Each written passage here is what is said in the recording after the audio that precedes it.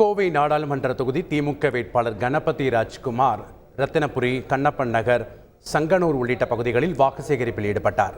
வீதி வீதியாக சென்று வாக்கு சேகரித்த கணபதி ராஜ்குமாருக்கு பெண்கள் நீண்ட வரிசையில் நின்று வரவேற்பு அளித்தனர்.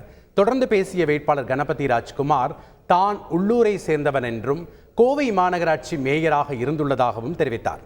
மேலும் இங்குள்ள மக்களின் தேவைகளை முழுமையாக அறிந்து வைத்திருப்பதாகவும் அழைத்தவுடன் ஓடோடி வருவேன் என்றும் வாக்குறுதி அளித்தார். நான் இந்த கணபதியைச் சேர்ந்தவன், இந்த பகுதியைச் சேர்ந்தவன். இங்கே மாமன்ற உறுப்பினராகவும் மேயராகவும் பணியாற்றி உங்களிடத்தில் நன்கு அறிமுகமானவன். இது உங்களுக்கெல்லாம் நன்கு தெரியும்.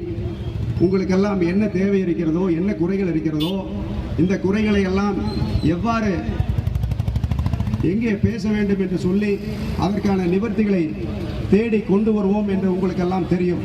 நாம் இங்கே இருக்கிறோம். திராவிட முன்னேற்ற கழகத்தை பொறுத்த வரைக்கும் சாதனைகள் பல செஞ்சு, குறிப்பாக மகளிருக்கு ஏராளமான திட்டங்களை கொடுத்து அந்த சாதனைகளை சொல்லி நாங்கள் இங்கே வாக்கு கேட்டுக்கொண்டிருக்கிறோம்.